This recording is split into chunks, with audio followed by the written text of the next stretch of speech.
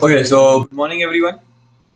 I hope you all are having a great time, and I hope my voice is loud and clear. Is my voice loud and clear? Chaliye. So, accidentally, we started yesterday one of the topic, but don't worry, I'll be covering it today. Okay, so I have completed till over here. I'll just brief it out to what it was exactly. Okay, देखिए. So, what was the whole thing going on was we were trying to develop an expression for strain energy. First, we have understood what is strain energy, and then we were trying to determine its you can say formula, right? In a simple word. So we have arrived to a conclusion that stress, when we are subjected to, when a body is subjected to normal stress, strain energy stored is this sigma square upon 2e dV, like that. Next would be, we realize that because of this square term over here, there is an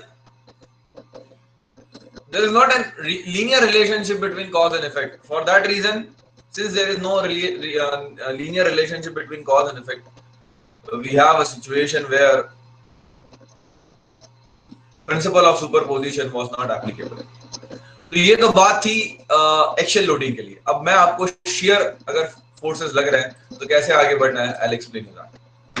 ठीक है, वैसे तो axial के लिए sigma epsilon upon 2 dV है. Sigma can be replaced by tau. Shear strain can be normal strain can be replaced by shear strain, and of course 2 is 2. So this is the way you can develop this formula. You can remember this formula rather. Okay. Otherwise, if you want to derive it, then you can derive it using this concept that work done is equals to half into PD. P is P D over here because of this force P is gamma into dy divided by 2. Okay, you just then substitute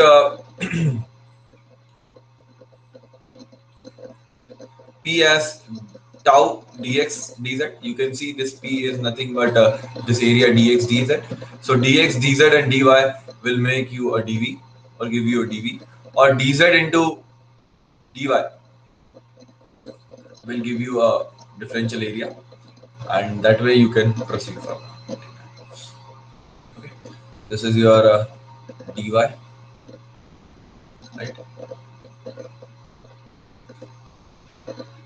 And this is your dy.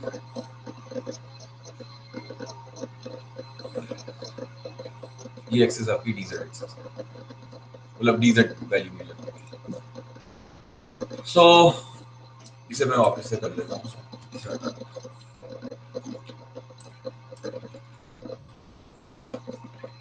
I think this is up till over here is absolutely clear.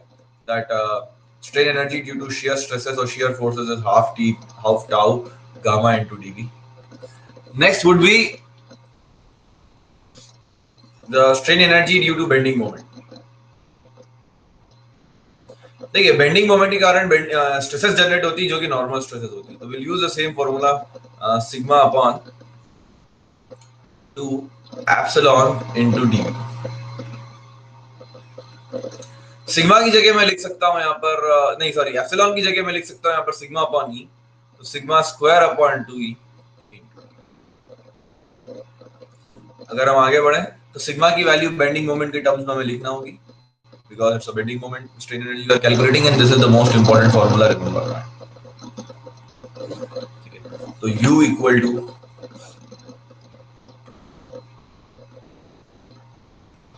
m square y square upon 4 ei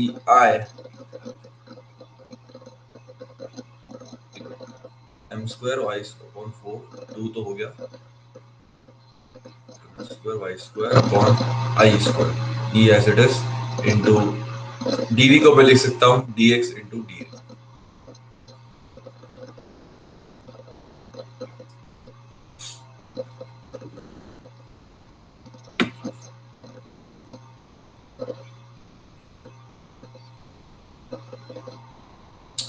Just for your information, we know that this is x, this is y, and this is z. So dA will be this guy.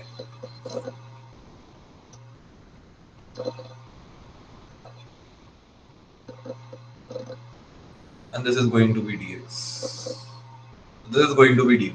Okay, simple math. तो ठीक है sir, ये तो clear है। अभी क्या, अभी कुछ नहीं, बस y square dA, you all know that second moment of area, so you will kill this with this one, single I remains, so u is equals to m square dx upon, okay guys, m can be a function of x, so you have to solve it. So as in general if you see, अगर आप देखें तो m is a function of x, आपको हर जगह देखने को मिलेगा, and then you have this dx term everywhere. Sorry, this m is a function of x everywhere, and then you have this everywhere you have to do this only, take a section, calculate the internal force, and just integrate it or differentiate it, whatever is the need of an R. Okay. तो यही होता आया है और यही होता रहेगा generally आपकी स्ट्रेंथ ऑफ मटेरियल में। It's all about, I repeat, it's all about internal forces, nothing more than that. सिर्फ इंटरनल, शुरुआत से मैं यही कर रहा हूँ, internal forces internal forces internal forces I am dealing with, and that's what we are doing.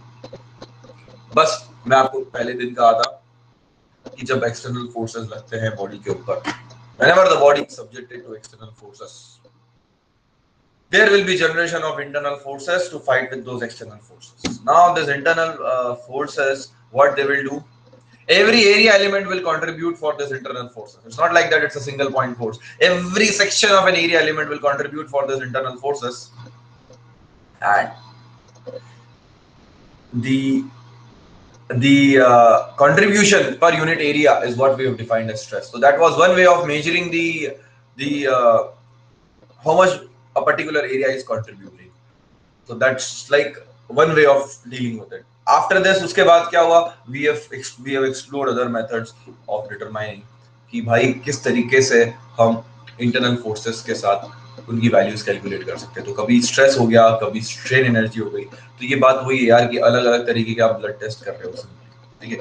And a material should pass all of them if you have to declare it healthy.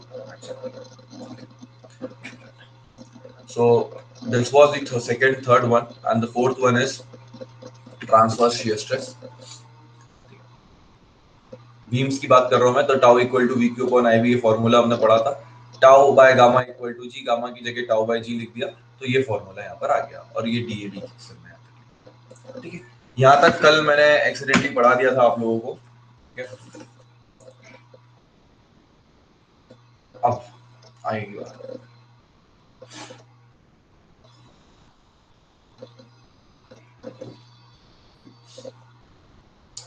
देखिए, ये मैं आपकी information के लिए बता देता हूँ कि यहाँ तो आप लोगों ने इसे अगर इंजीनियरिंग में पढ़ा होगा तो शायद आपको यहाँ तो पढ़ाया नहीं होगा, और इसका रीजन भी होता है, ये इतना इंपॉर्टेंट होता है, वो मैं आपको समझाऊंगा कि बीम्स में ये वैल्यू इंपॉर्टेंट क्यों नहीं होती।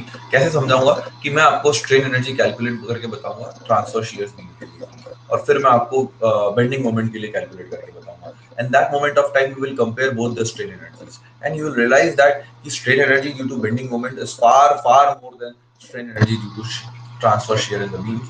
That's why usually we neglect this transfer shear stress. But still, at least we must know how what is the formula for it. So let's derive it and let's do the calculation first.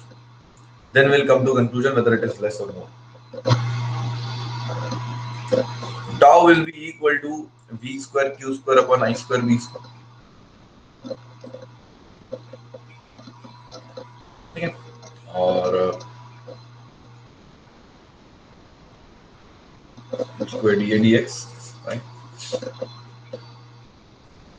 अब यहाँ पे कुछ terms मैं highlight कर रहा हूँ। एक तो हो गया क्यू स्क्वायर, ठीक है, एक हो गया आपका डी, एक हो गया आपका आई स्क्वायर, और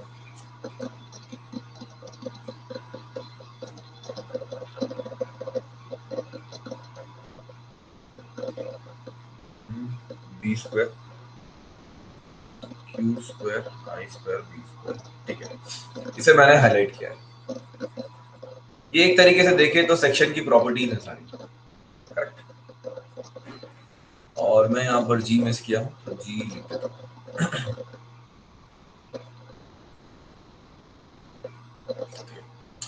तो ऐसे अगर हम सेपरेट करें तो मैं Q square D A upon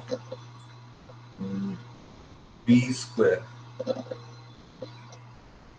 I square को यहाँ पे इंटीग्रेट, इसको अलग से लिख, तो यहाँ क्या बचेगा, इसको मैं एफ एस डिफाइन कर लूँगा। ये सेक्शन की प्रॉपर्टी होगी, A square I square Q square B square. तो बचा क्या यहाँ पर, half V square upon G. We can be a function of x.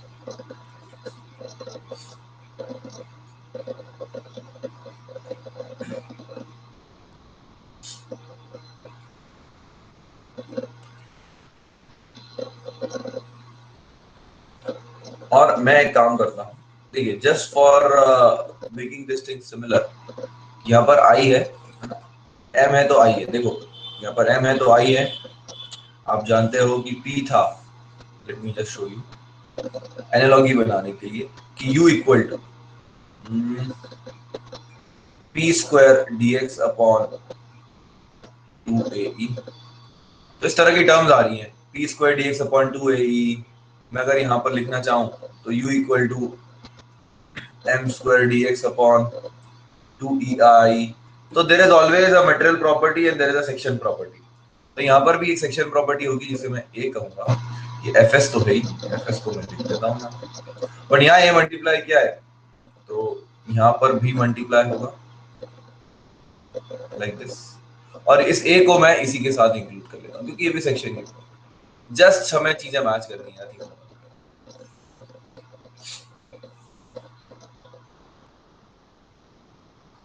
तो ये एफ एस की वैल्यू फॉर अ सेक्शन आपको दी होगी, ठीक है, तो आपको ये यहाँ पर कैलकुलेट करना होगा, half V square 2g upon, it's bit complex, but GATE में कोई भरोसा नहीं है, आपसे सिर्फ यही पूछना है, calculate this.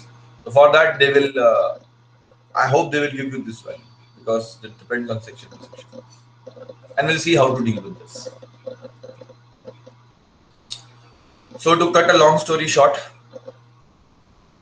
I'll brief them all, and before that, this was I think the fourth one. I'll take the fifth one also, and this would be my last, not the last chapter, but ये मेरा एक next chapter होगा, torsion. तो torsion के लिए मैं strain energy, मतलब twisting moment जब इंटरनल फोर्स होगा तो इसके कारण जो स्ट्रेन एनर्जी होगी मैं आपको बता देता हूँ। इसे हम लेटर ऑन डिराइव कर सकते हैं। डिराइव करने की जरूरत भी नहीं पड़ेगी एक्चुअली में, मैं ऑलरेडी उसका फॉर्मूला आपको डिराइव करके दूंगा, so that would be considered done.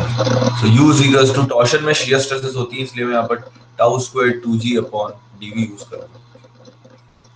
और ये मैं आपको बताने जाऊंगा कि T by J equal to tau by R, ये शायद आपको याद होगा, बट नहीं होगा तो हम टॉर्शन चैप्टर में से पढ़ेंगे। So the final result will come out over here to be this is twisting moment as a function of dx।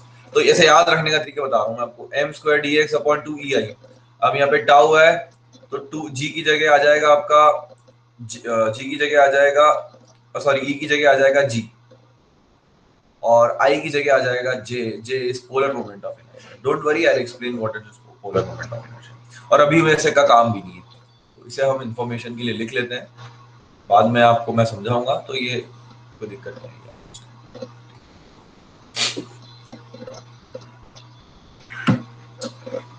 चलिए, तो एक बार ये बहुत इंपॉर्टेंट होता है कि मैं आपको टेबल बना के दे दूं। हमारे पास 4 तरीके के इंटरनल फोर्स होते हैं। एक तो P which is a normal force, bending moment, then shear force, and the last but not the least is torsion. So this was having P square dx upon 2pi, right? This is having M square dx upon, sorry, 2 2ei यहाँ पर आएगा, क्योंकि bending में resistance I create करता है, यहाँ पे resistance ए create करता है। That is the way of interpreting the things. v square dx upon 2, यहाँ ये शेयर के कारण है तो g आ जाएगा, और शेयर के लिए रेजिस्टेंस ए प्रोवाइड करता है, तो टाउ के लिए, टॉर्शन के लिए t स्क्वायर dx अपॉन 2 की जगह 2 रहेगा, जी यहाँ पे शेयर है तो शेयर की जगह शेयर के लिए जी आएगा, modulus of rigidity and bulk, sorry not bulk modulus, and this is modulus of rigidity. Okay, bulk modulus आप लोग कंप्रेसिबल फ्लोज में पढ़ोगे, कंप्रेसिबिलिटी चेक करने के लिए। यहाँ पर भी मैं आपको बताऊंगा, बट यूजुअली वहां पर भी इसके बारे में बात की जाती है।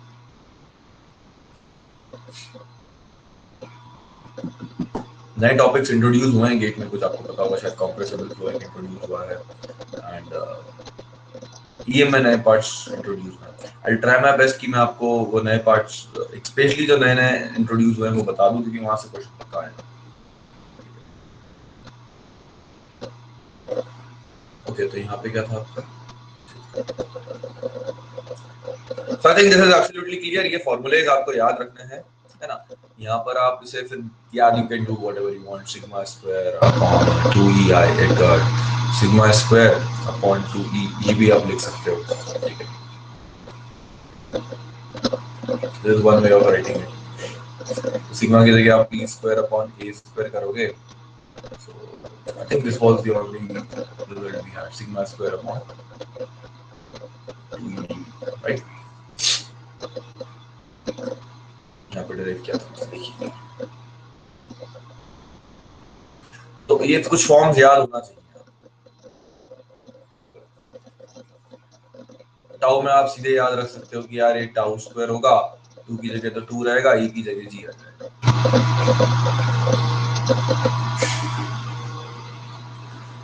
बस इतना याद रखें, ये डब्बा याद रखें। अब हम कैलकुलेशन की तरफ चलते हैं।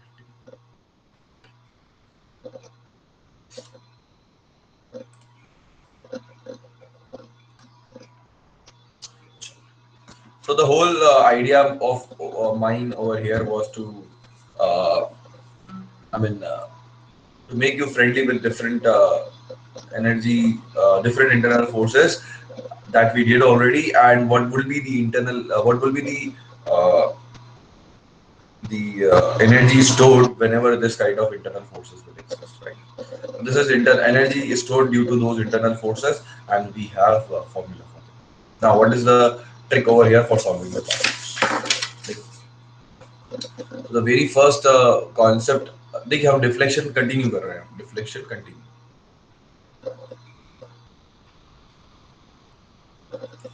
So just to recapitulate, we have seen various methods in slope and deflection. I think the last one was this Maxwell's reciprocal theorem, मैंने आपको बताया था। एरिया मोमेंट मेथड पे हमने काफी फोकस किया था, काफी क्वेश्चंस भी देखे थे। Principle of superposition was equally important. So moment area, and the first one was double integration. Then moment area method I taught you. Then principle of superposition I taught you. And for some cases we can apply maximum Maxwell reciprocal theorem तो हर जगह apply कर सकते हैं. But for some cases you can do that load shifting, all those things, right? तो मैंने ये सारी चीजें आपको बता दी थी.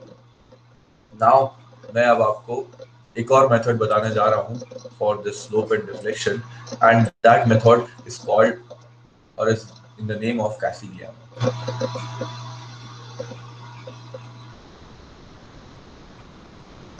And this would be probably the last method.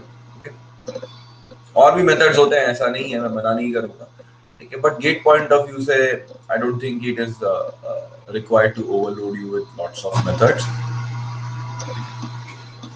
तो कैसिलियानो थ्योरम बड़ी सिंपल सी थ्योरम है. कहती है कि सर अगर आपको लेट्स से फॉर एग्जांपल एक कैंटिलीवर बीम, अब चाहे मैं ऐसी बनाऊं चाहे फिक्स एंड उधर करूं, इधर ऑफ द वे आंसर तो सेम आना चाहिए. तो उनका कहना ये है कि सर अगर आपको यहाँ पे डिफ्लेक्शन निकालना है ए पर, ठीक है, तो y at a will be equal to differentiate the internal energy with respect to force.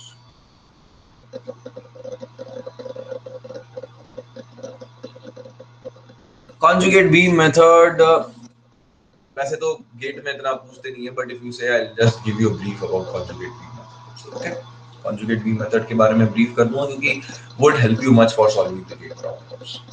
क्योंकि उसका जो टेक्सचर है वो बहुत अलग है, but still I will just मैं आपको उससे गो थ्रू करा दूंगा so that in case any objective is asked, but method आपको यूज ही करना है क्योंकि गेट में आपसे वो कहेगा नहीं कि डियर ये मेथड यूज करो, ये मेथड यूज करो, because it's not a conventional problem.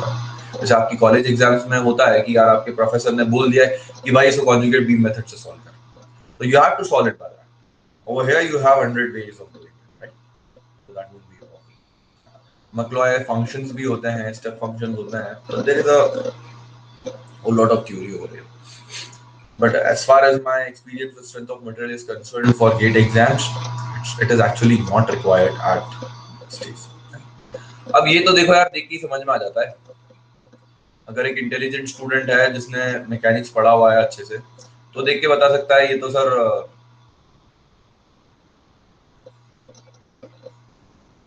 Potential energy को डिफरेंशिएट करते हो आप फोर्स से. कुछ याद आ रहा है आपको ऐसा? और potential energy is defined.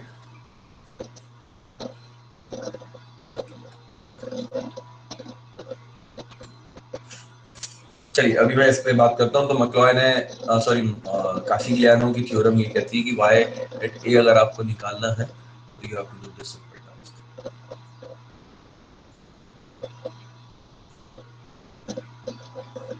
In fact वो du by dx जो होता है वो f के बराबर है. Force is what you calculate force, differentiate with respect to x. That's what it is. The theorem in this is how potential energy is also sometimes defined in mechanics. चलिए नेवरदीलेस अभी हम यहाँ पर ध्यान देते हैं कि ये हमारा डिफ्लेक्शन होगा यहाँ पर y है और उसकी वैल्यू. अब एक क्वेश्चन आ जाता है सर कि आप तो भी बता रहे थे कि यहाँ पर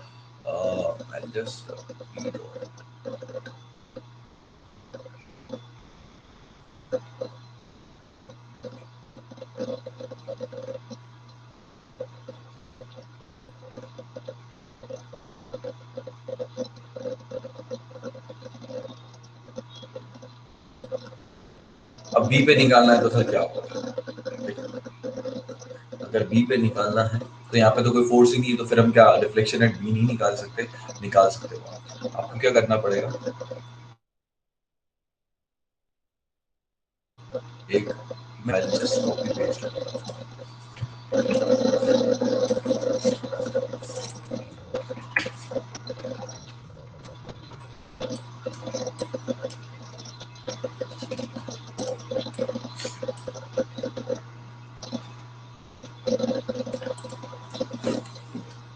अब लेट्स से आपको बी पे निकालना है, so what you have to do is you will apply a hypothetical load Q, then YB will be equal to del U upon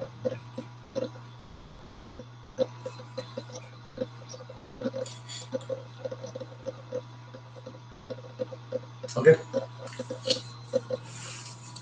मैं आपको एक एग्जांपल से ये सब चीजें सॉल्व करूंगा, बाद में हम Q जीरो कर देंगे, later on will substitute Q equal to zero, but वो कैसे करना है क्या करना है ऐसे बताने में समझ नहीं आता। So let's solve a problem and do it. So this was for deflection. Similar kind of theorem is there for slope, but पहले मैं डिफ्लेक्शन के लिए आपको बता देता हूँ, फिर स्लोप के लिए देख लीजिए।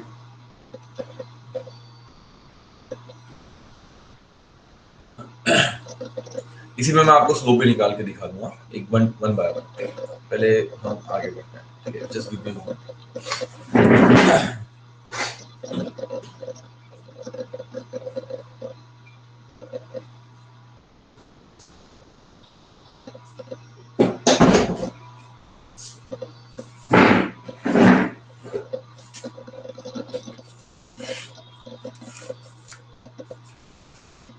देखिए, let's start with the first YA. We know how to calculate YA. देखिए YA के भी एक दो मेथड होते हैं, मैं आपको बताता हूँ। del U by del P है YA, तो ये तो ठीक है। अब आप जानते हो U क्या है, ठीक है। U है सर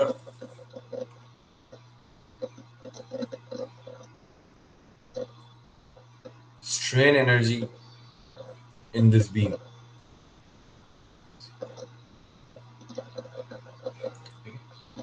AC में जो स्ट्रेन एनर्जी होगी, ठीक है सर। किस कारण से होगी सर? यहाँ पे दो तरह के इंटरनल फोर्सेस होते हैं, एक होता है due to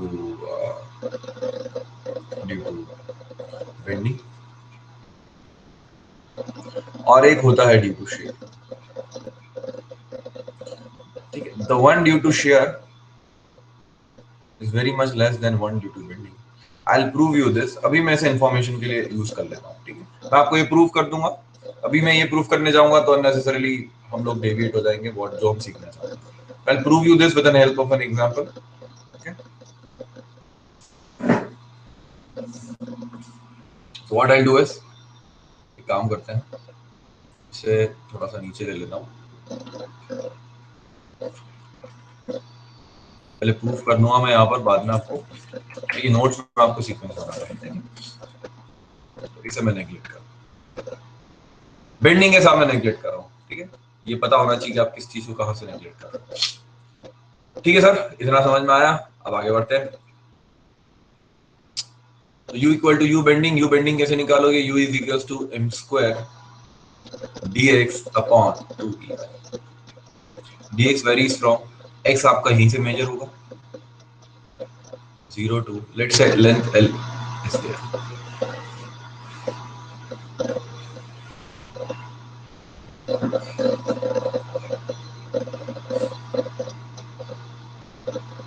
The very first thing you need to calculate is m as a function of x। तो चलिए m as a function of x निकाल लेते हैं। बहुत सारी चीजें यहाँ बताने के लिए एक एक करके मैं आपको स्टेप बाय स्टेप बताऊंगा, ठीक है। m as a function of x कैसे निकालोगे भाई? ये आपका p है, ये यहाँ पर इंटरनल फोर्स आएगा, x हो गया, ये m as a function of x हो गया आपका, m as a function of x हो जाएगा आपका माइनस पी एक्स, राइट। तो यहाँ पर आप लिख सकते हो माइनस पी एक्स, तो P square x square D X upon 2ei, that will give me 0 to L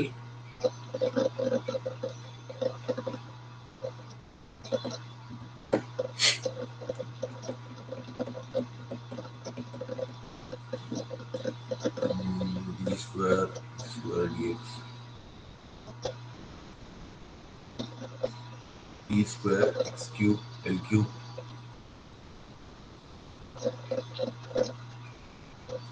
upon 6ei, right? That's what we get, and del u upon del p for y।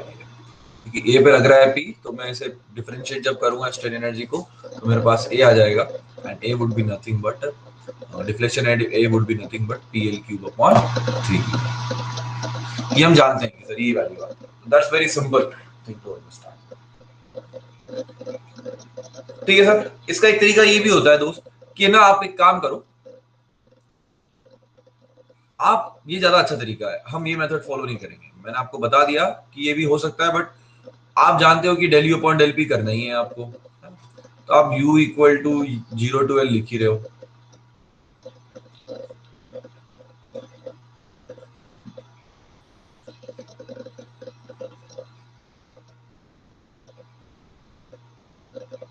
del U upon del P क्या हो जाएगा आपका 2m.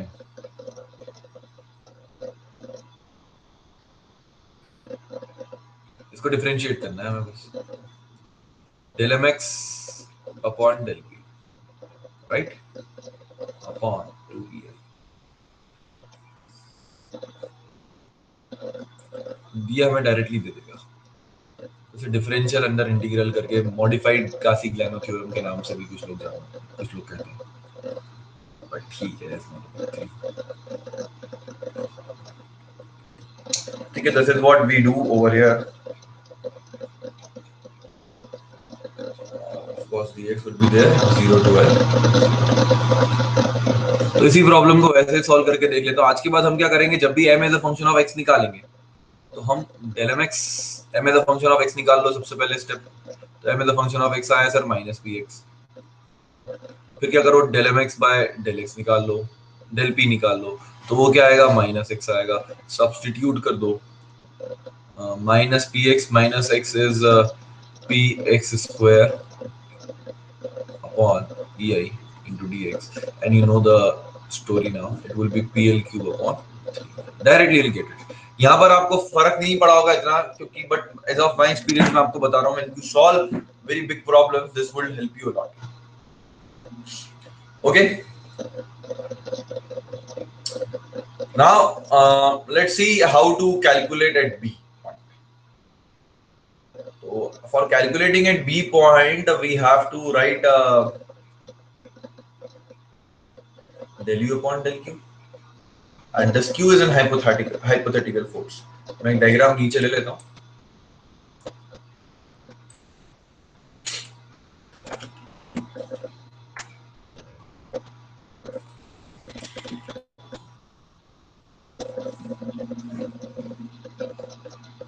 और अगर ऐसा है तो मैं y at B लिख सकता हूं.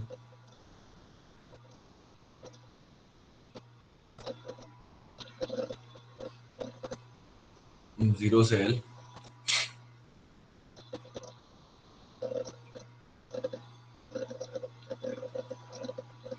इसको मैं सीधे कॉपी करके यहाँ रख देता हूँ.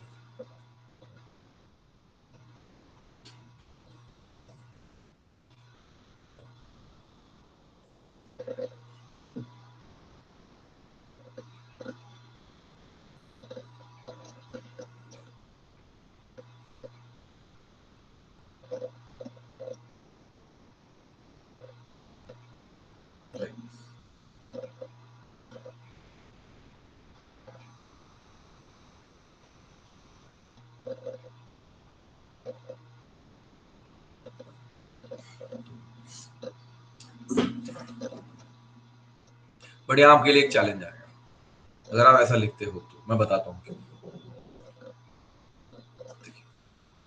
अब इसे थोड़ा सा हम इम्प्रूव करते हैं, क्योंकि यहाँ पर स्ट्रेन एनर्जी जो होगी वो U at AB plus U at BC लिखी जाएगी. उसका रीजन ये है कि m of x जो है आपका वो यहाँ पर अलग होगा और यहाँ पर अलग होगा, तो एक सिंगल इक्वेशन यूज नहीं कर सकते हो. पहले आपको AB के लिए लिखना होगा, फिर आपको BC के लिए लिखना होगा, क्योंकि दोनों जगह m of x अलग अलग है आपका. तो हम क्या करेंगे, AB के लिए लिखेंगे, BC के लिए लिखेंगे, इसको दो पार्ट में तोड़ के करना पड़ेगा आपको. आप इसलिए मैं आपको ये लिखा था पहले फॉर्मूला, और अब मैं आपको दिखाना चाहूंगा कि सॉरी ये y at b है यहाँ पर, कि y at b जो होगा आपका वो होगा del upon del q u, no doubt in it, but that will be equal to del u ab upon del q plus del u bc. Okay guys, so that would be the strategy will be using. अब AB के लिए आपको now you have to write this for 2 times.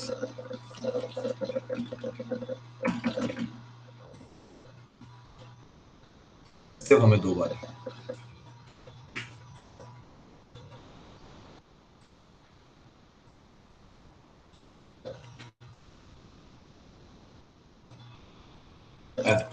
But यहाँ पे change क्या होगी, limits change हो जाएगी. y at b will be equal to, पहली लिमिट लगेगी 0 से लेकर l/2, दूसरी लगेगी l/2 से लेकर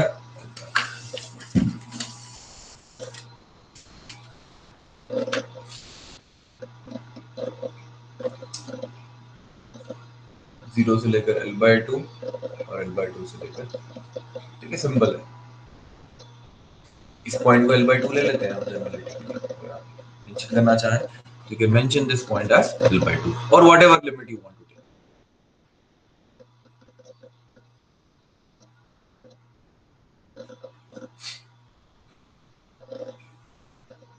देखिए मेथड पढ़ाने में थोड़ा लंबा लग रहा है, but with in time span जब आप उसको सॉल्व करोगे, 1-2 क्वेश्चन प्रैक्टिस में कराऊंगा तो आपको समझ में आ जाएगा कि इतना हमको करना नहीं हो. तो मैं अभी आपको फर्स्ट टाइम समझा रहा हूँ, इसलिए it will take some time. ठीक है, तो इसे मैं हटा देता हूँ क्योंकि हमें समझ में आ गया है कि ये करना होगा. This is what we have to do. तो यार अब m of x इस ab के लिए निकाल लो, m of x आप bc के लिए निकाल लो. m of x for ab क्या होगा? Let's do it.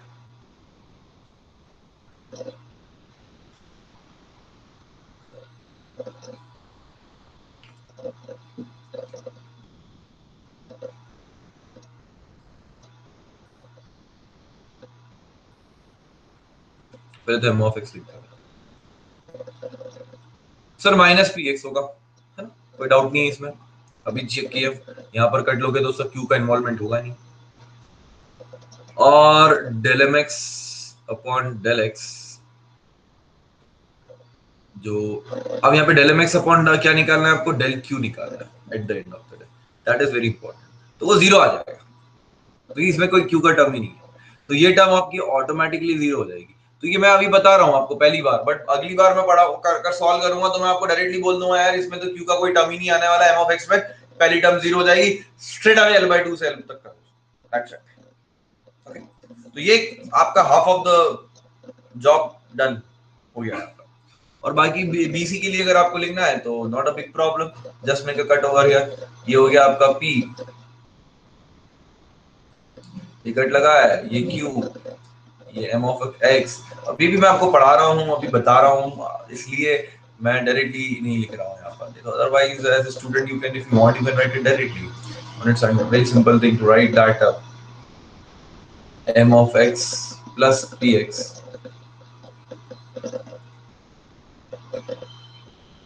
plus q x minus l/2 equal to.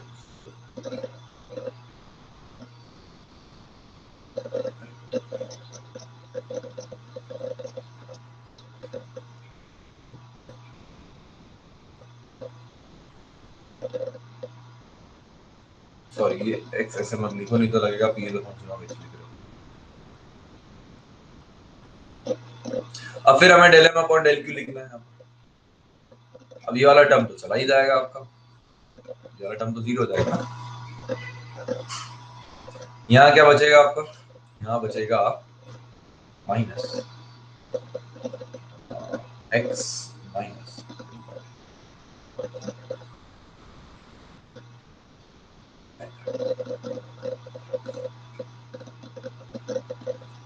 Simple. तो अब आपका ये फॉर्मूला रिकॉल कर लीजिए यहाँ पर पाइड बी का, सॉल्व कर लेंगे. याद रखें क्यू है नहीं एक्चुअली में, क्यू एक फर्जी लोड लगाया है. ठीक है, तो this is y at B.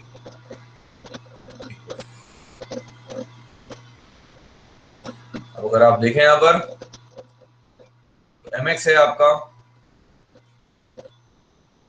Minus P X minus Q X minus L.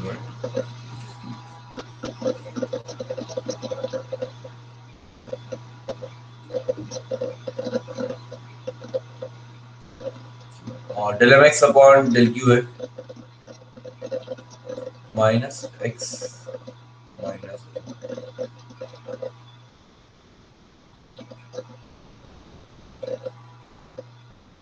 अब समय आ गया है q इक्वल टू 0 डाल।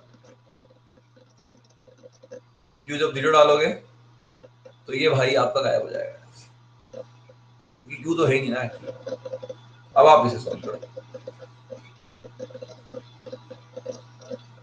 you'll get 5 pl cube upon 40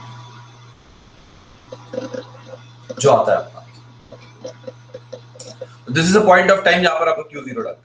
तो ये इतनी मेहनत का क्वेश्चन है नहीं दोस्त, अगर आप देखो तो ये बताने में लंबा लगा है, बट आपको ये चीज समझ में आना चाहिए कि मुझे यहाँ पर बीसी के लिए लिखना है, और at the end of the day आपको ये भी लिखने की जरूरत नहीं है यहाँ पर, क्योंकि आपको पता है ये 0 होने वाला है, but it will come along with some practice.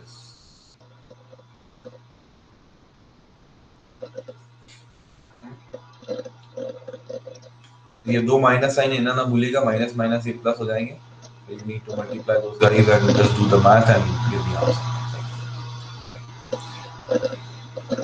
So this is like how to use it for moment, for more sorry for deflection, for slope the same way। मैं आपको बताता हूँ कैसे। स्लोप में क्या होगा, let's take a same example.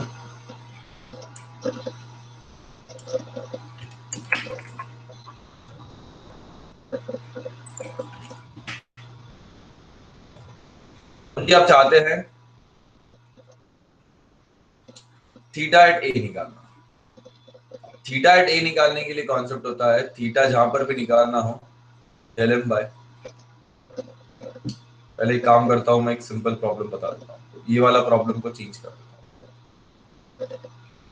यहाँ पर मोमेंट डायरेक्शन,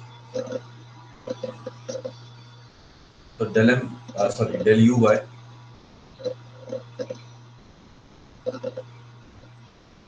डेल एम।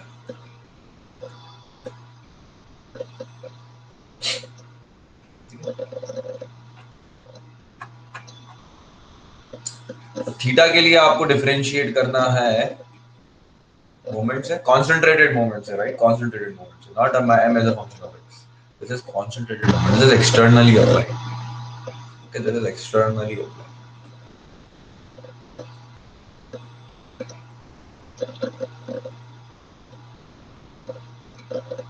तो बस वही बात है कि u होता है आपका m square dx upon 2ei। इसे डिफरेंशिएट कर दीजिए आप, एक मिनट गाइस, शायद नोट बंद हो जाएगा। चलो शॉर्ट की तब जाती है अब।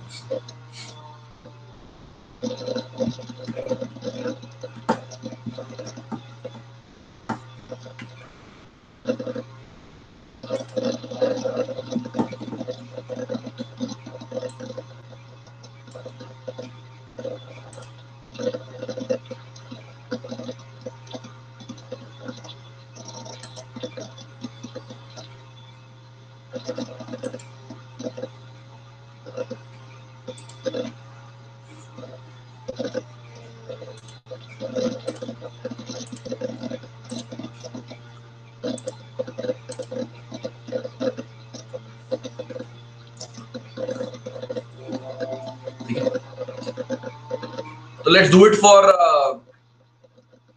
this case. U equal to, we know that m square dx upon 2ei. So del u by del m naught, again the same story, 2m dx upon 2ei del m upon,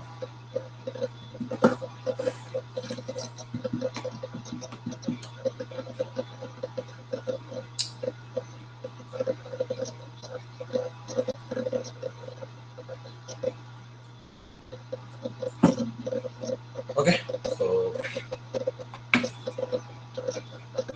तो ये आपका जो theta होगा वो ये theta will be equal to m as a function of x del m x upon del m naught dx upon। चलिए solve करके देख लेते हैं इस केस को भी।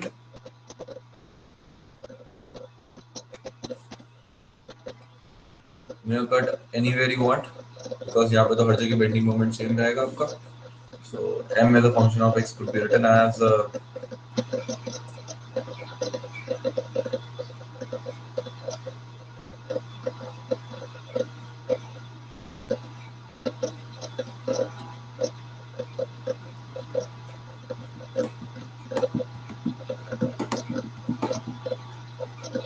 minus m naught, obviously. तो बस लिख दीजिए इसको थीटा को, ये बहुत फास्ट मेथड है, अभी शुरुआत में लग सकता है आपको। और del mx upon del m not equal to -1, this guy is -1, minus minus plus m naught l upon, that's what we do. अब इस केस में आप चाहो तो डिफ्लेक्शन निकाल सकते हो और यहाँ पर एक हाइपोथेटिकल रूट डाल दो। I won't be doing that, you can do it, बाद में p को 0 substitute. So try y equal to ml square upon del।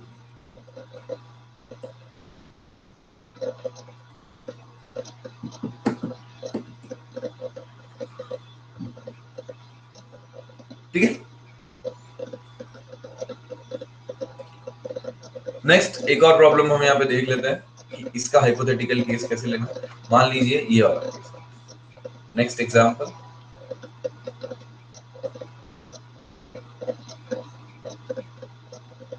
I like you to try this. मुझे यहाँ पर थीटा निकालना,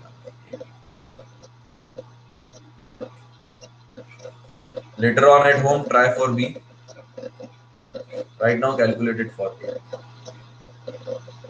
theta। so I'll just give you first hint कि यहाँ पर आप एक हाइपोथेटिकल मोमेंट ला, क्योंकि है नहीं तो आपका u जो हो जाएगा, u क्या, थीटा जो हो जाएगा वो हो जाएगा del mx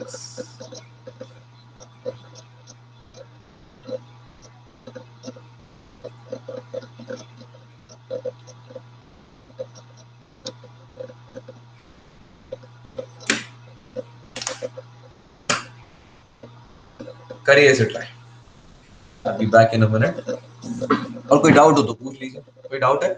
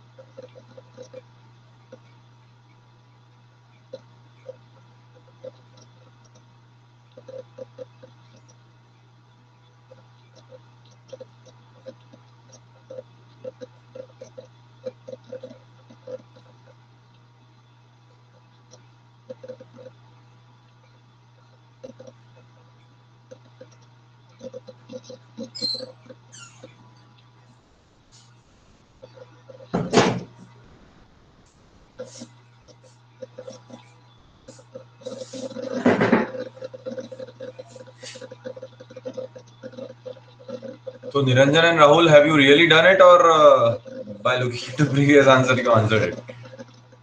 Solved it completely?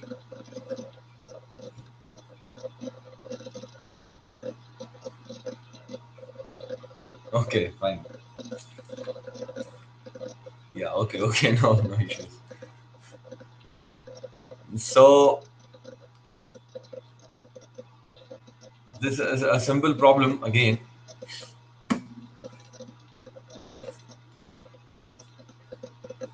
That u will be equal to m as a function of x, del m as a function of, sorry, theta will be equal to, write theta directly. अब मैं आपको जल्दी से इसको solve करने का तरीका बता रहा हूँ. Del mx upon del m naught upon e into dx, right? Zero से लेकर n तक, क्योंकि यहाँ पर एक ही बेंडिंग मोमेंट है हर जगह. So what is m as a function of x? Let's do it. So that would be px, which actually exists, and m naught, which does not exist. M as a function of x is equals to minus px minus m naught.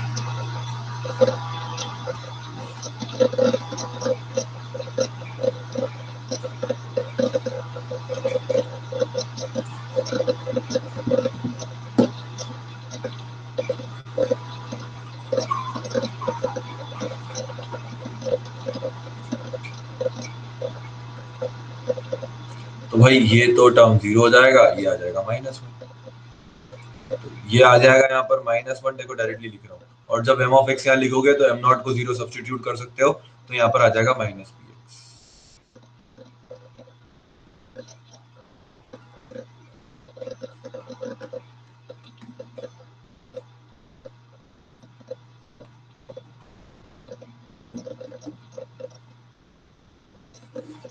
Substituting क्यों, m not zero substitute कर दोगे यहाँ पर.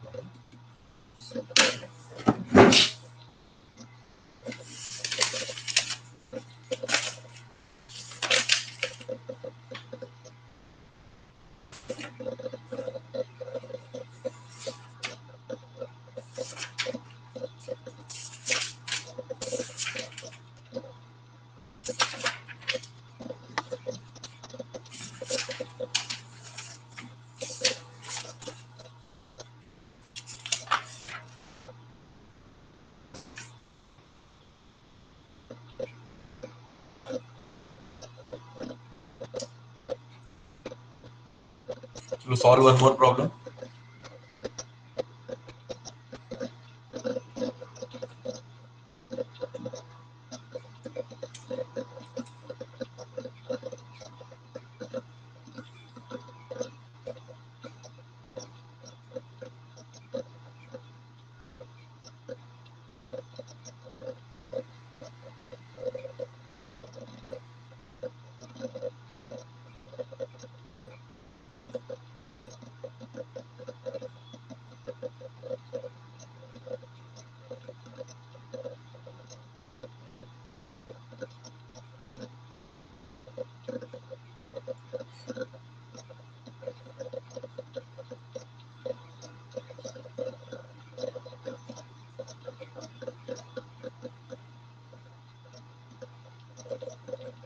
You need to calculate.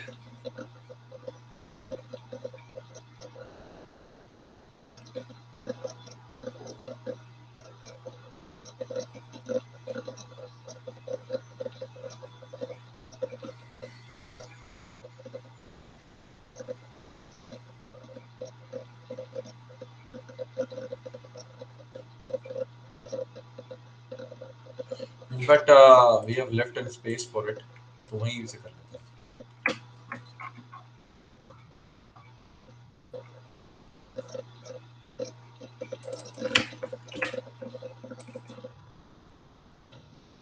Do it. U bending बताएं कितना आ रहा है.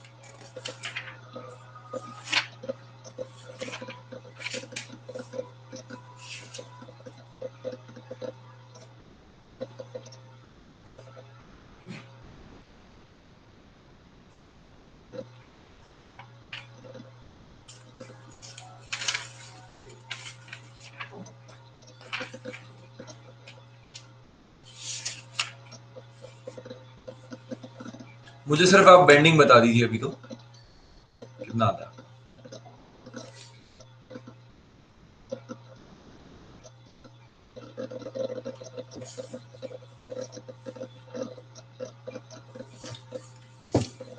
एक डेटा और देता हूँ, अगर कंपेयर करने तक पहुंचे तो G equal to E by चलेगा।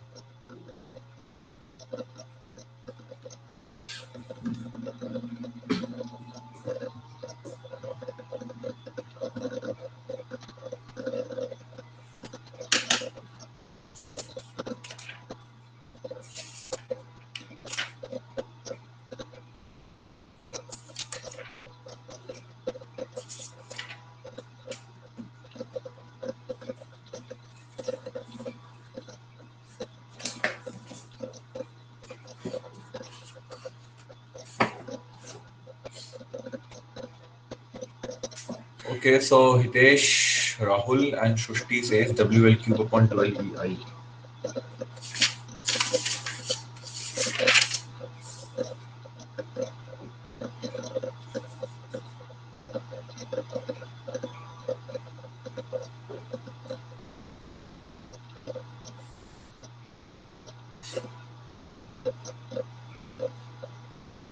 I mean, are you guys sure about it? Because I have some other answer with me, and all of you are having same answers. Maybe all of you have committed same mistake.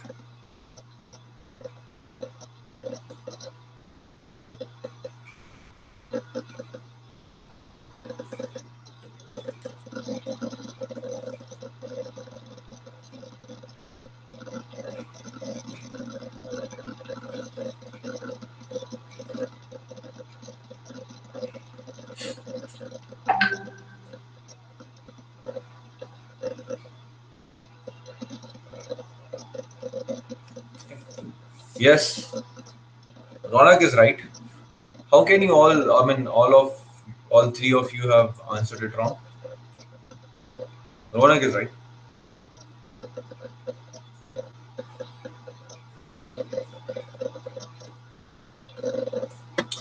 So we'll take this part out.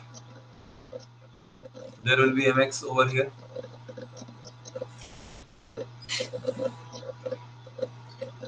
आपने deflection तो calculate नहीं किया कहीं? Bending energy calculate की हो ना?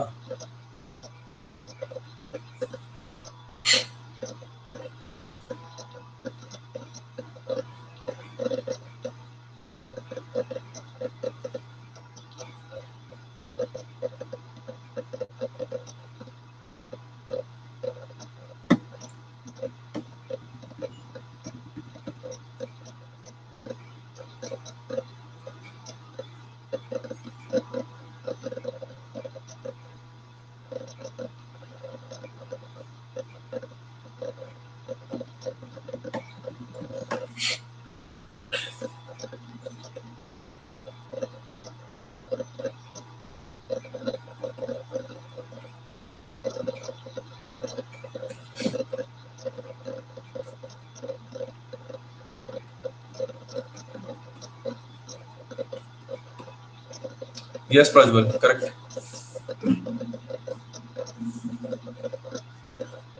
Correct. Simple math है यार इसमें. मतलब deflection is all about geometry dear, so there is not lot of physics involved because since it is a geometry, right? You are dealing with geometry, so there are very less chances of getting involving physics over here. For that reason, it's purely a mathematical topic.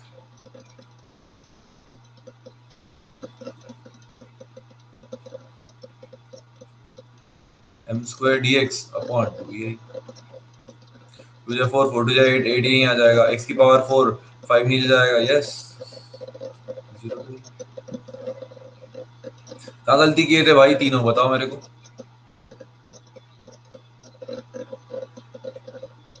Rahul कहाँ गलती किया था?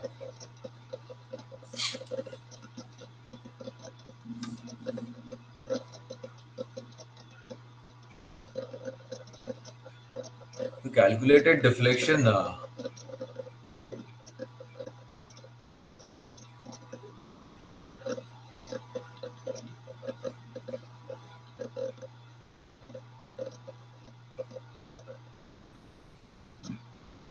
So Srushti, have you applied this point load over here and did that? अगर deflection calculate करना है आपको तो यहाँ पर पॉइंट लोड लगाना पड़ेगा आपको एक. Have you did that? No, sir. Yes, I applied the slope. I calculated the slope because I applied the method. You calculated the slope. I applied a moment at the end of the. Okay. So you calculated slope basically, right? Okay, no problem. And Hitesh forgot to square. Okay. Hope Rahul has done similar kind of mistake. Chalo, anyways, what about U shear? Anyone answer with U shear?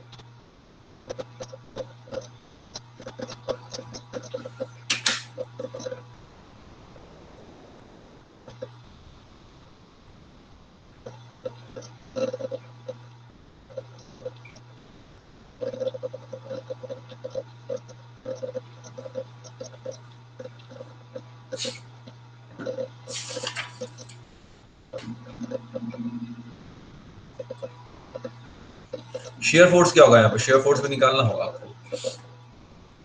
We know that right में नीचे की तरफ positive होता है, तो Vx will be equal to minus Wx.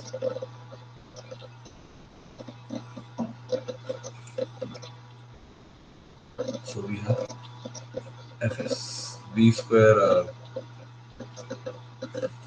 Yes, Prajwal, you are absolutely correct. But W square x square and a minus will get this Vx upon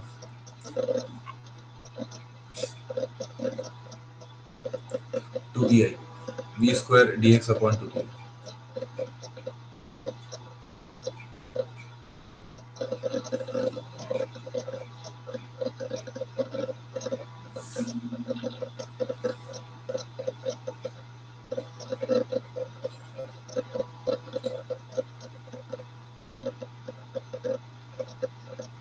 correct.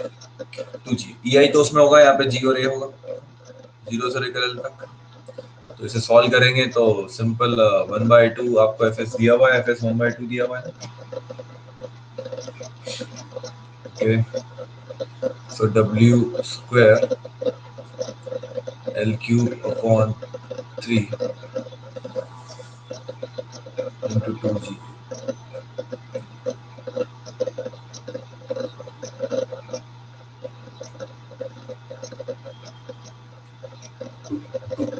यार I'll do a bit small correction over here. इसको आप 6/5. I'm sorry for that. This is 6/5. Okay. Square section के लिए 6/5 value आता है. मैं किसी और सेक्शन के लिए देख रहा था 6/5. Okay, I have corrected this to be 6/5.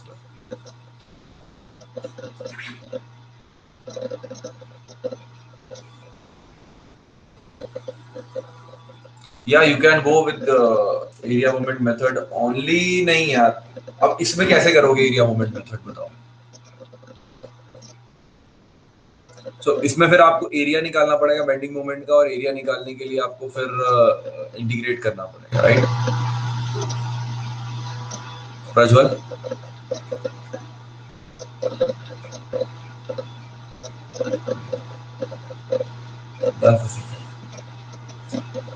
तो मोमेंट एरिया मेथड जहाँ यूनिफॉर्मली डिस्ट्रीब्यूटेड लोडिंग आ गई है, या फिर यूनिफॉर्मली डिस्ट्रीब्यूटेड लोडिंग में तो चलो फिर भी तुम लोग पैराबोला का एरिया याद करके तो भी कर सकते हो.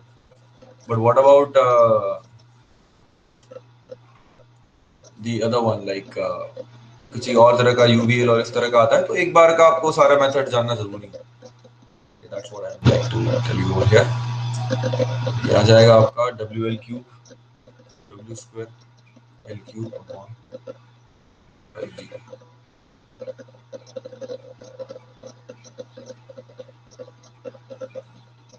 Prajwal, your answer was wrong, right? Because you have used GE over here. This is going to be G over here.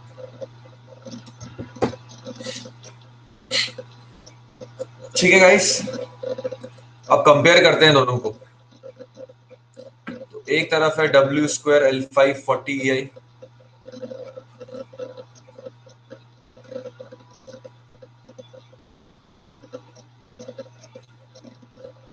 W square L cube upon 5G.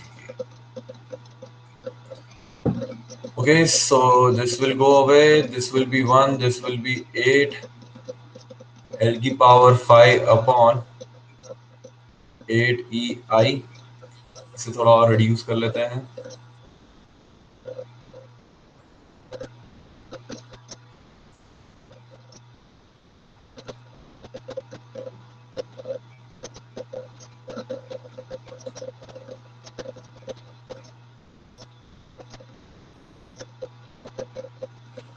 G equal to E by 3 given, right? Given.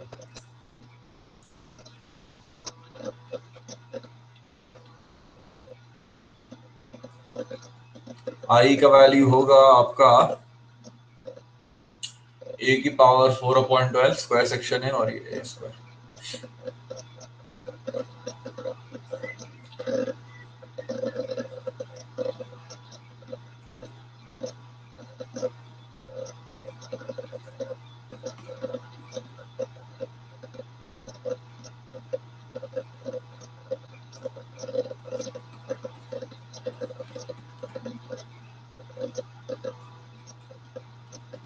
Fs is a section property aftab.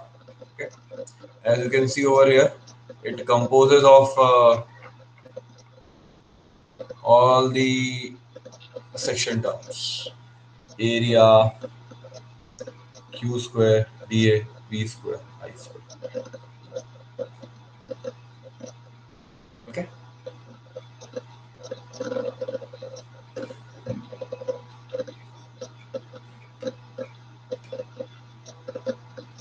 You can try calculating it for this square section.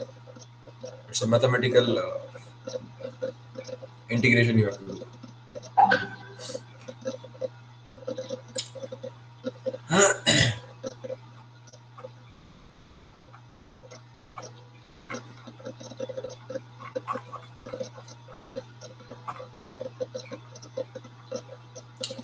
अगर आप यहाँ पे देखिए तो U bending upon U shear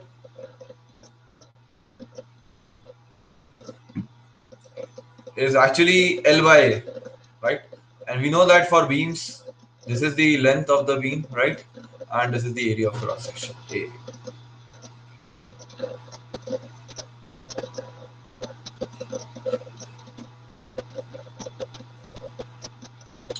L is very much greater than A, right?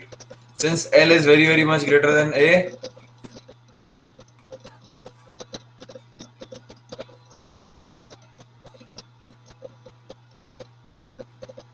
U bending is very much greater than U.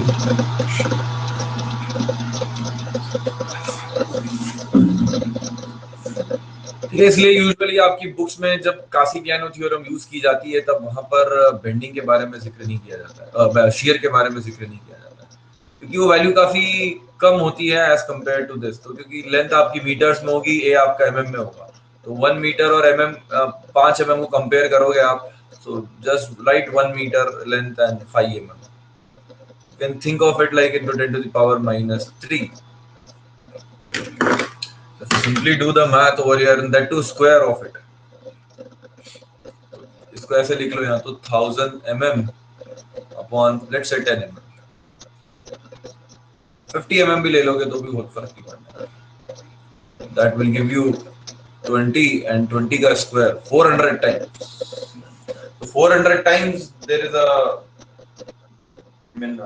bending energy is more than shear strength energy. For that reason, you can absolutely neglect it for all the practical calculations, right? So that's why in our books also this is what we have given. ये इसलिए यहाँ पर they call it as. तो ये मैंने इसके ऊपर just proof कर दिया. So this is basic about strain energy concepts. I'll take your session if you're interested for good questions and strength of material. Okay. But that should come from your side, then only I'll go out of the box and I'll take that session for you. Okay. So if you will pose a request for that, I'll do that.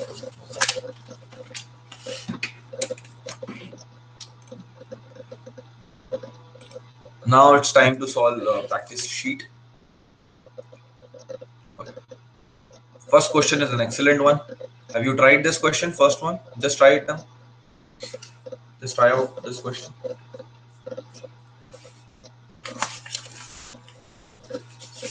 So basically, for your information, I'm telling you, we have combined loading, torsion, and combined loading, torsion, and columns. तीन chapter अभी बचे हैं हम लोगों के major. एक आध दो छोटा मोटा टॉपिक बचा है आप लोगों का. वो मुझे ध्यान है, प्रॉपर्टीज मुझे बतानी है आप लोगों को. प्रॉपर्टी रिलेशंस जो होते हैं. I'm expecting in next week, if we get 3 classes, I'll finish off with your strength of material syllabus, and after that, yes, correct, correct.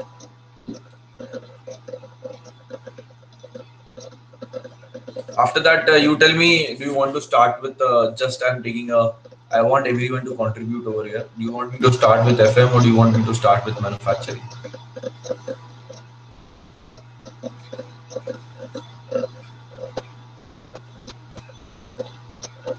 Okay, one. I'm doing the one, one, one, one, one. 1 1. देखिए civil के student ऐसा ना सोचें, अगर civil का है आप में से कोई तो कि सर हम लोग खाली हो जाएंगे, तो आपका भी ऑल्टरनेट कुछ ना कुछ सब्जेक्ट रहेगा, ऐसा नहीं है. I'll teach you SOM, if I'll teach manufacturing to mechanical and PI guys, then I'll teach FM to I mean sorry, then somebody will teach you not FM but yeah, some other subject. देखिए ये तो मैं आपसे बोल लिया है, but at the end of the day it would be decision of your management, but whatever is your call, I'll be with that. ठीक है, तो FM will take around, sure अभी क्या चल रहा है आपका अक्टूबर,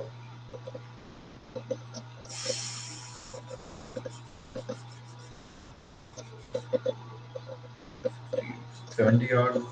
You guys do the math. You guys do this question. I'll I'll I'll just let you know what we can start next with.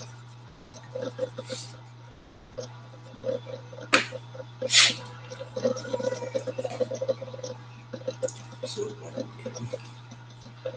I'll be back with a glass of water. Okay.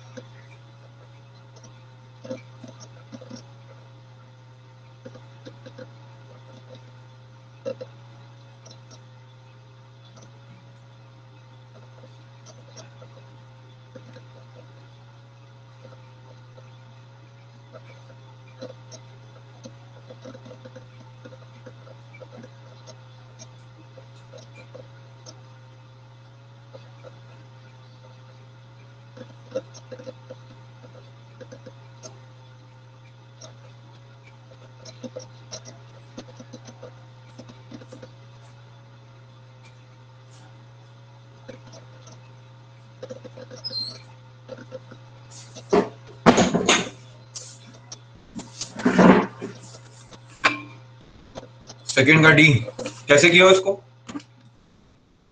Which method you have used, Dhaval and Rahul?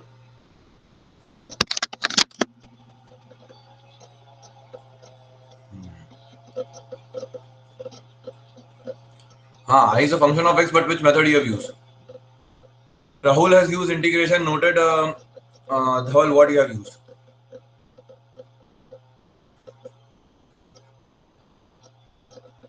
Double integration. चलो अच्छा है. Let me solve this problem for you. देखिए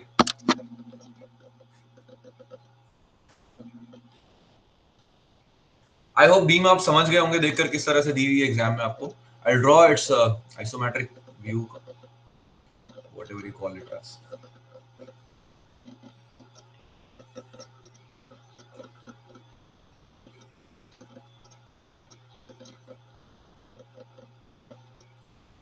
और यहाँ पर load कहाँ लगाया इन्होंने?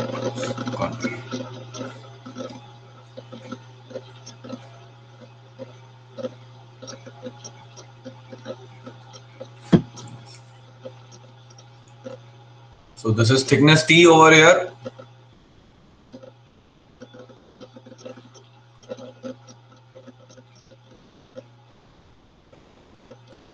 और ये है आपकी neutral axis, axis of bending. तो आप देखेंगे यहाँ पर कि ये जो लेंथ है this is changing continuously. Thickness is constant but this width B is continuously changing as a function of x, right?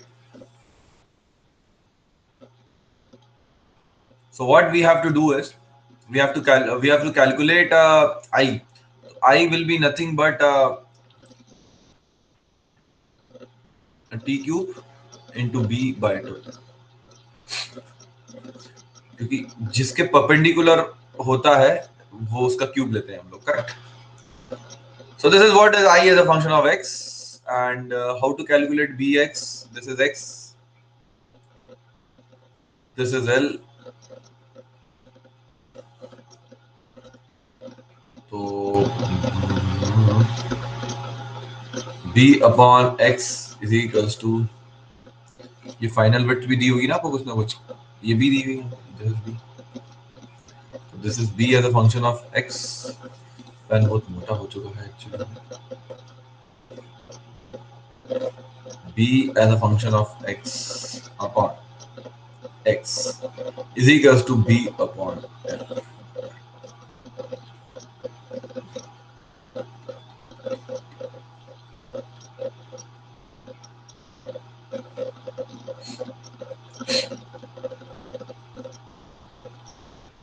तो बस सब्स्टिट्यूट कर दीजिए इसे यहाँ पर. T cube b x upon,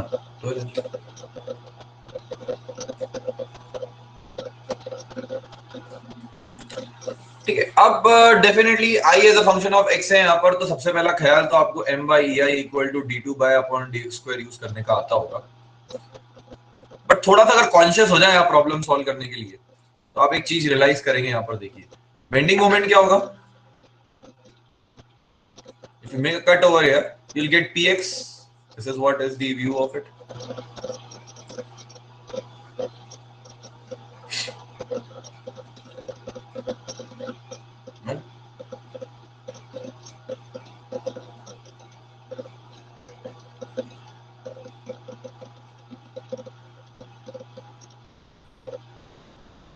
So m is px, e is e, I is t cube b x upon 2। अब यार यहाँ पर एक चीज देखो, x से x कट चुका है, तो ये चीज मैं आपको सिखाना चाहता हूं कि जैसे ही x x कट गया, आप यहाँ पर देखिए, दो m is a function of x, I is a function of x, but m by ei is not a function of x. That is the beauty of this problem. So this is 12p upon etq.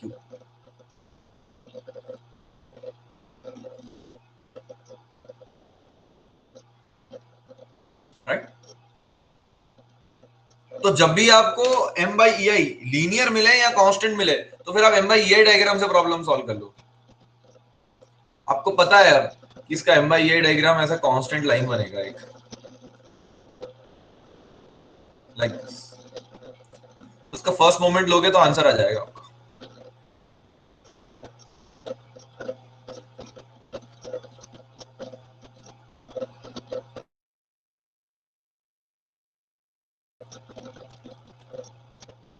First moment लेना है ना आपको इसका, तो 12p upon E T Q, ये तो m by ei की value होगी यहाँ पर।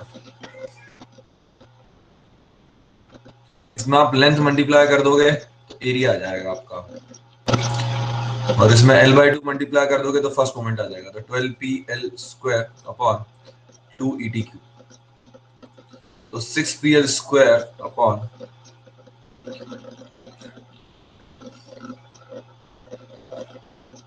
तो गॉट दी सेम आंसर। क्यों आ रहा है भाई? ये क्या कहाँ मिसिंग है? भाई I into L area into L.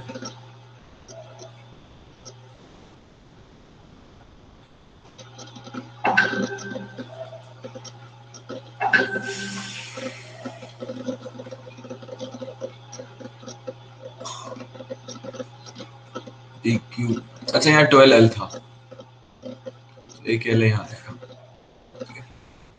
एक एल यहाँ आएगा,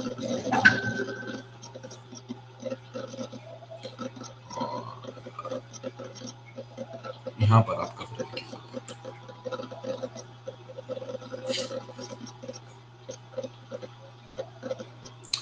सो that is what I wanted to taught you कि ठीक है, आप डबल इंटीग्रेशन आपने यूज किया, वेल एंड गुड, बट अगर आपको m by ei कांस्टेंट मिलता है या फिर लीनियर मिलता है, तो आप m by ei डायग्राम से ही प्रॉब्लम को सॉल्व करोगे। That is what we need to do. Okay,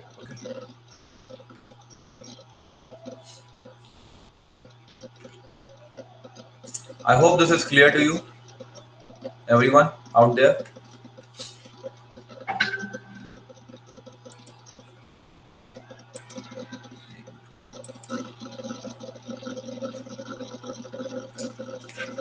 this can be, this is an homework for you, answers game है पीछे। फोर्थ का आंसर बताएं everyone.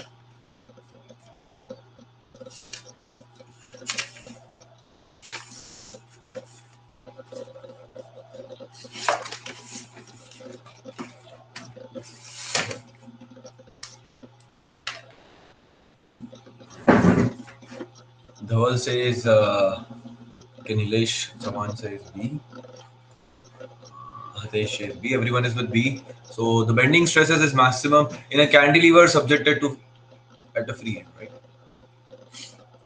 Bending stress is maximum at the free end. No, bending stress is zero. So this is wrong. Maximum shear stress is constant along. Yes, we know that shear stress diagram is a constant over here if you draw it.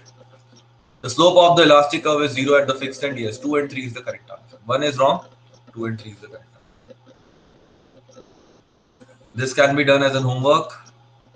Homework जो easy है, ये दोनों homework है आपके लिए. We have done similar kind of problem. Use m by ei method. Okay? Because the diagram will be linear. अगर diagram linear है तो उसे m by ei मेथड से सॉल्व करें, इसे होल्ड करें, इसे स्किप भी कर सकते हो आप, ठीक है? ये वाला प्रॉब्लम कुछ है, इसे सॉल्व करें। इसका कोई आंसर है आपके पास?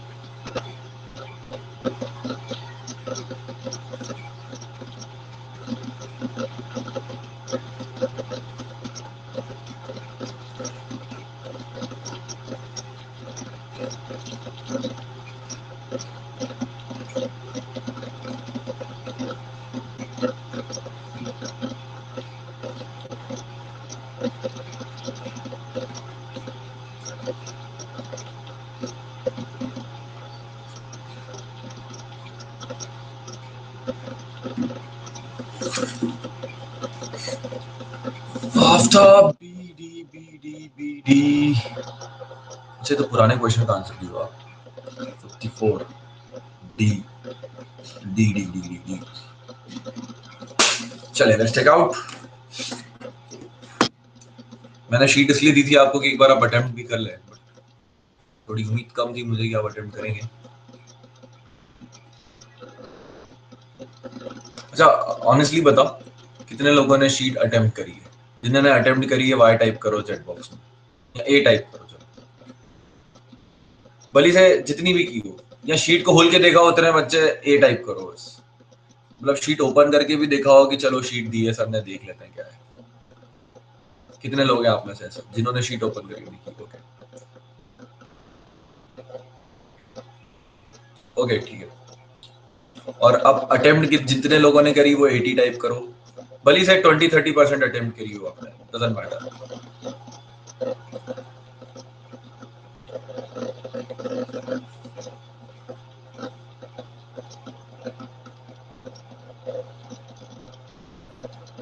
ओके, मतलब सिचुएशन ऐसी है इन जनरल अगर मैं कहूँ तो आपने शीट ओपन करके देखी थी, and after that you realise कि अभी ये नहीं करते हैं हम लोग solve, maybe whatever is the reason, आपके पास शायद टाइम नहीं मिला होगा आपको, whatever would be the reason, but yes that was the scene, right?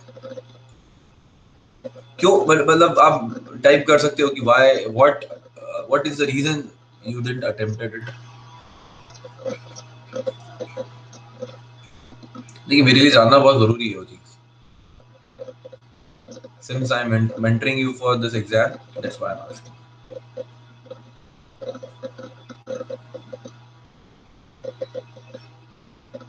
Whatever could be the reason, I mean, I'm not क्योंकि अभी थोड़े चांसेस कम होते, पहले तो क्या होता था कि सर दीदी की शादी थी, भैया की सगाई थी, उनके साथ ये था, वो फ्रेंड की बर्थडे थी, तो there were a number of reasons which keep you distracted from, but अभी ये लॉकडाउन के कारण, I mean kind of lockdown ही चल रहा है अभी, तो things are very much sorted right for students कि ठीक है मैं घर में ही रहना है, most of the time you have to be at home only, क्योंकि आपको जॉब पे तो जाना नहीं है। So it's like a very good opportunity for you guys to utilize your time. So चलिए बाद में बात करेंगे इन सब चीज़ों के बारे में।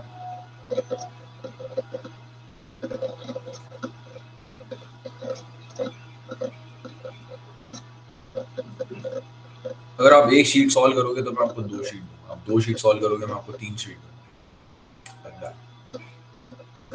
मतलब मैं आपको जितने आप क्वेश्चन सॉल्व करोगे उतने क्वेश्चन आपको पूछूंगा।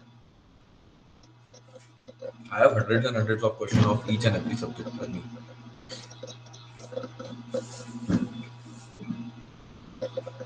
कुछ वेबसाइट्स पे जाके देखोगे तो आपको मेरे CTQ मिल जाएंगे, जैसे गेटफ्लिक्स की वेबसाइट पे कभी जाके देखोगे ना, Getflix, just search Getflix once on Google, you'll find my lectures and questions over there. तो आप जितने कहोगे उतने क्वेश्चंस में दे दूंगा, वहां पर आपको पे करना है, यहाँ पर आपको फ्री में मिल जाएंगे, the only difference is that because ऐसा तो है नहीं कि there I will do something else and here I will do something else. No, not a chance. The same thing will be doing.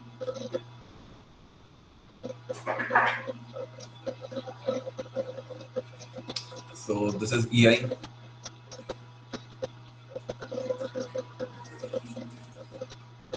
And this is rigid, right? So in the cantilever beam PQR shown below, the PQ segment has a flexural rigidity EI and QR is infinite flexural rigidity. Infinite flexural rigidity का मतलब ये हुआ कि आप इसे bend नहीं कर सकते हो. You cannot bend it. You can, what you can do is कि ये आप ये इसका ओरिएंटेशन जरूर चेंज कर सकते हो, है ना. अब कोई चीज रिजिड है तो उसको मैं रोटेट होने से थोड़ा रोक सकता हूँ, राइट, क्योंकि ये फिक्स्ड नहीं है. अगर देखो ये फिक्स्ड होता आपका तो फिर मैं ऐसे कुछ नहीं कर पाता. अगर this would have been attached to fix तो ये भी rigid, I would have not able to rotate it. But ये वाला जो आर्म है आपका, this is flexible, right, it has some flexural rigidity, so I can simply bend this part. Since ये bend होगा, as a consequence of it ये भी होगा, बट ये डिफॉर्म नहीं होगा, ये remain rigid. Just a straight line. अभी भी ये स्ट्रेट लाइन ही होगा,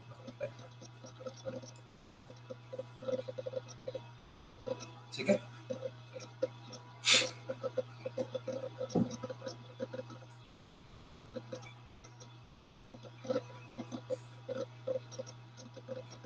तो हमें निकालना है deflection and slope of beam at Q. तो भाई बहुत सिंपल है. ये स्ट्रेट लाइन अगर है तो ये थीटा हो जाएगा,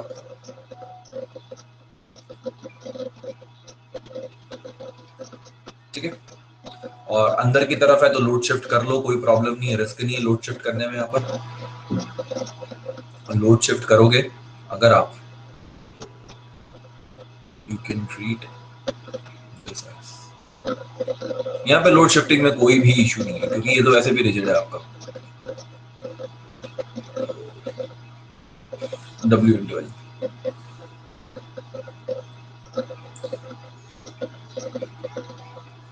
ओके, तो ये L है, तो यहाँ पर डिफ्लेक्शन आएगा. अच्छा, हमें यही निकालना है ना, यहाँ तो निकालना भी नहीं है, तो डायरेक्ट ये थीटा वटा करने की जरूरत भी नहीं है आपको, डायरेक्ट यही आ जाएगा लोड शिफ्टिंग पे. तो PL³ upon 3EI plus PL square upon 2E. आपको पढ़ाते पढ़ाते मुझे फॉर्मूले याद हुआ है.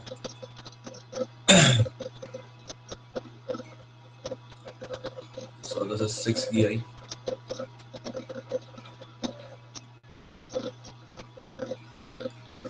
जितनी बार भी मैं पढ़ाता हूँ उसके बाद 15 दिन बाद 20 दिन बाद वापस फॉर्मूले भूल जाता हूँ. 2 3 5 WL अपॉन 6. ये वाला मैच कर गया अकेला, है ना. बट थीटा भी निकाल ही लो. थीटा निकालने में क्या है, तो WL स्क्वायर थीटा निकालोगे तो आया था WL square upon 2EI plus ML.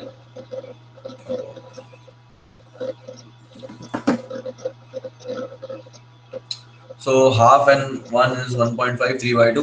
So A is the correct answer. Okay, so Dhaval and Aftab were right. No, Dhaval was right. Aftab has typed it for, I think, attempt. A was for attempt, I think, Aftab, right? Yes, absolutely. They will be same because it's a straight line. You cannot bend it. You cannot bend it, my dear friend, because it's a rigid body. No chance of bending it. कहाँ गया?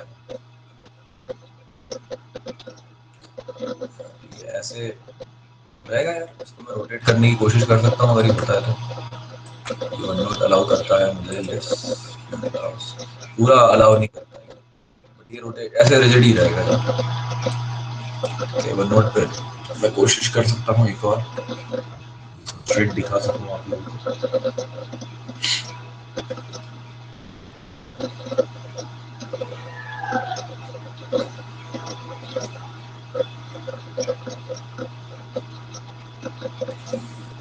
भाई ये नहीं हो पा रहा है अभी, तो है बस, ठीक है.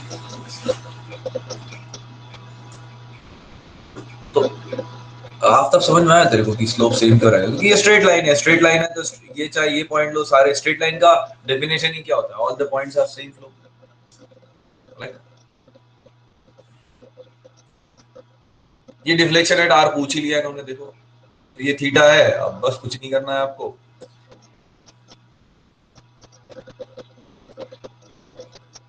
अच्छा इसलिए पूछ रहा था तुम मुझसे। This is the 5 WL cube upon 6EI plus you have this ये तो यहाँ का हो गया। I'll write over here, let's say this is YQ. Our answer YR will be equal to YQ plus theta at Q, right? So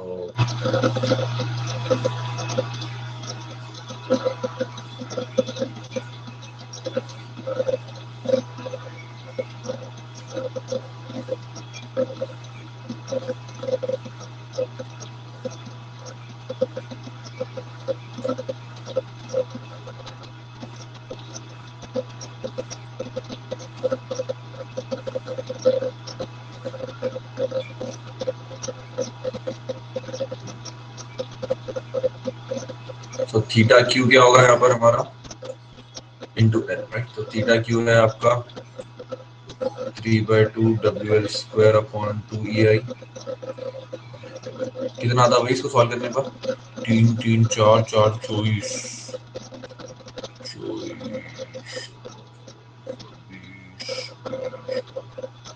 सी आ जाता है।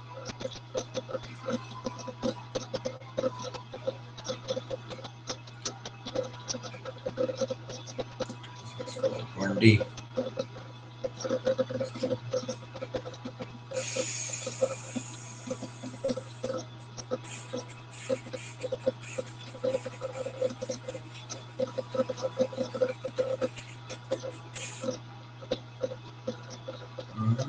यहाँ पर कहीं एरर हुआ है क्या?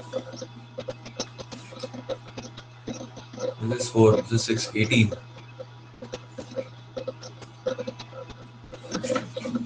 कहाँ गलती हुई है भाई? कुछ तो गलती है, कुछ अच्छा फील नहीं हो रहा है यहाँ पर।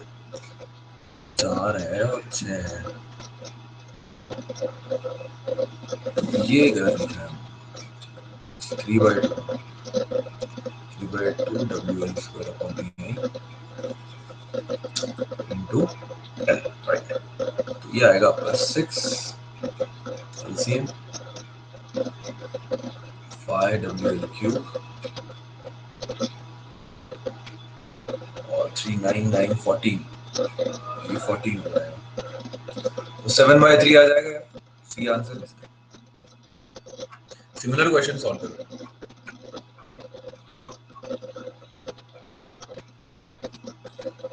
Yeah.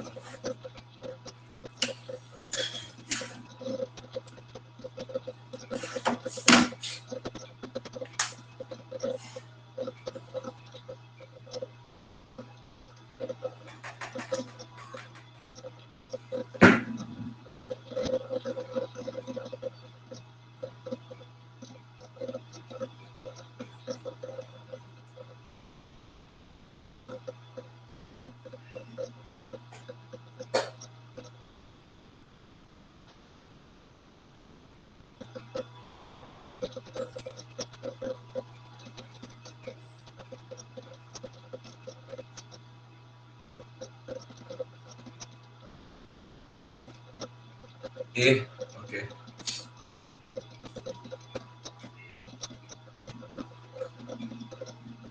It's a very simple problem actually.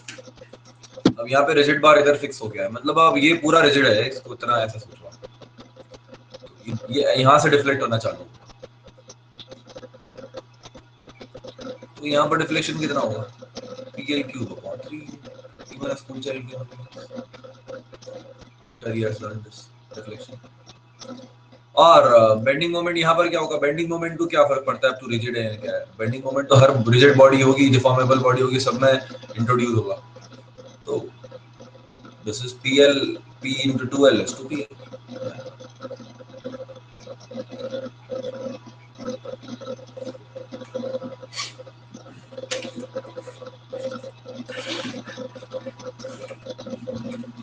Okay चलिए ये सॉल्व करिए। administrative services question, mechanical 20 marks.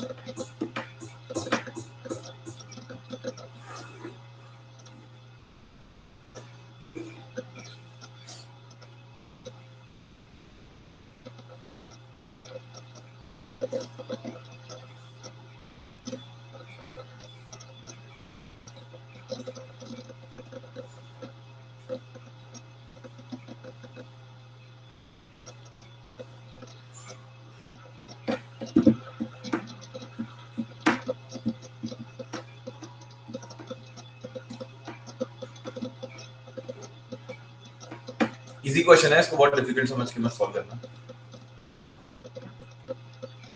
उसने दे दिया है यहाँ पर एरिया मूवमेंट मेथड यूज करो, ये नहीं दिया होता तो ज्यादा अच्छा होता क्वेश्चन।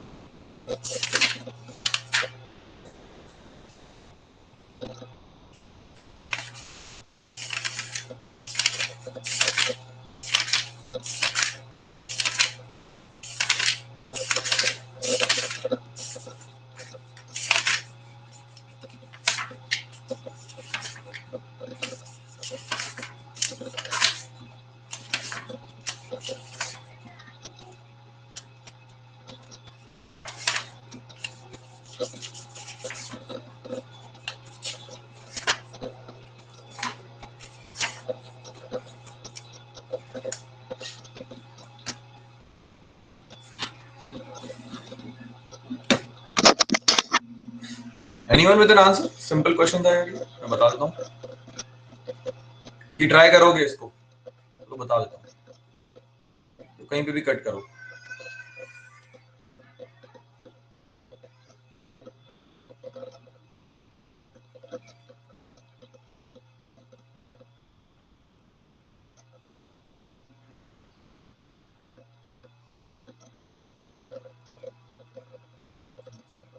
लेट्स से ये x है,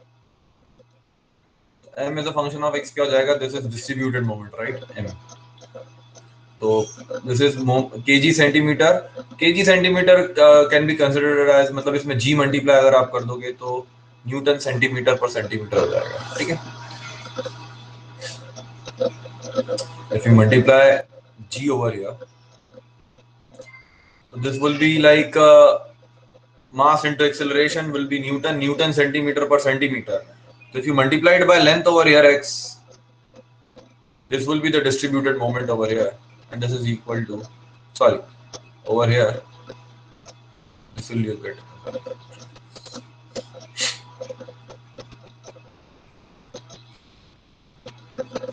तो ये kg सेंटीमीटर में आ जाएगा आपका. This is in kg centimetre, right?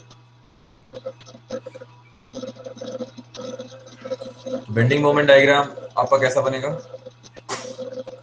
x equal to 0, मतलब यहाँ पर अगर आप देखोगे तो दिस इज 0. यहाँ पे रिएक्शन क्या आएगा? ये ml है आपका, करेक्ट. टोटल ml एक्ट हो रहा है, small ml like this. There will be a reaction of ml like this. ये एंटी क्लॉकवाइज है, राइट? सॉरी, क्लॉकवाइज है.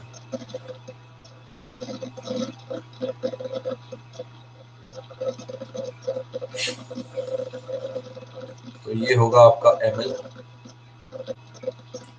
फिर ड्रॉप होते होते होते होते होते होते जीरो की तरफ, straight line x equal to 0 पे 0. तो आपको डिफ्लेक्शन निकालना है. ये स्मॉल ml लिखता हूँ. आपको डिफ्लेक्शन निकालना है. Deflection is nothing but half base into height.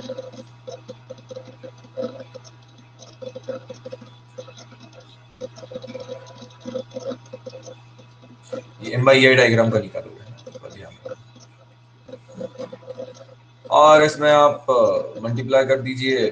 Moment आप इस पॉइंट के अबाउट लोगे. We know that this would be like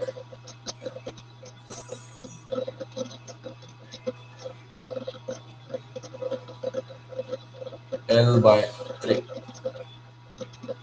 2L by 3.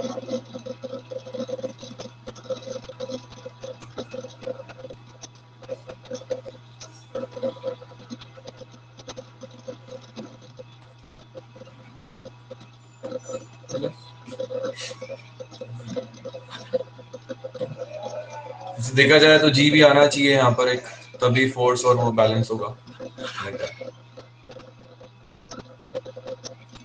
ठीक है.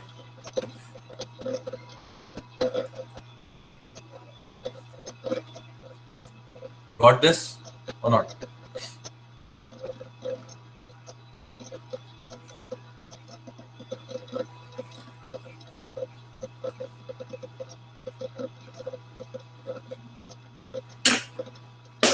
ठीक है.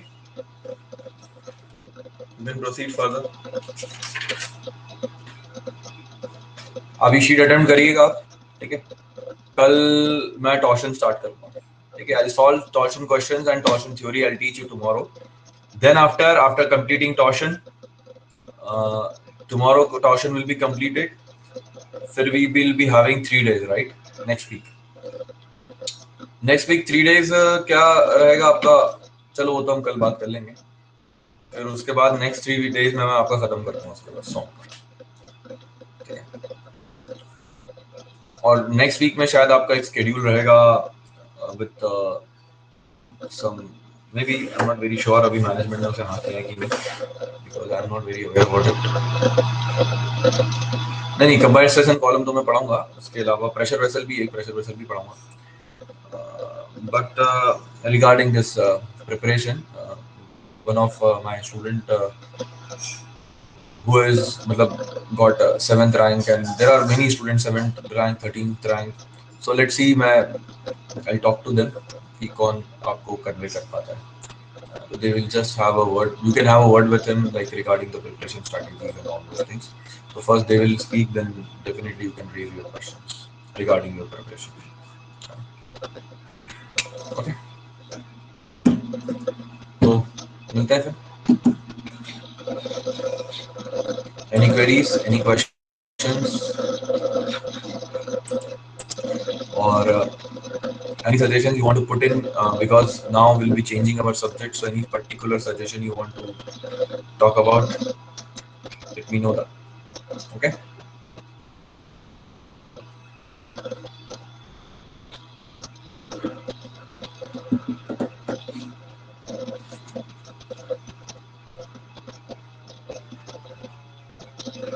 So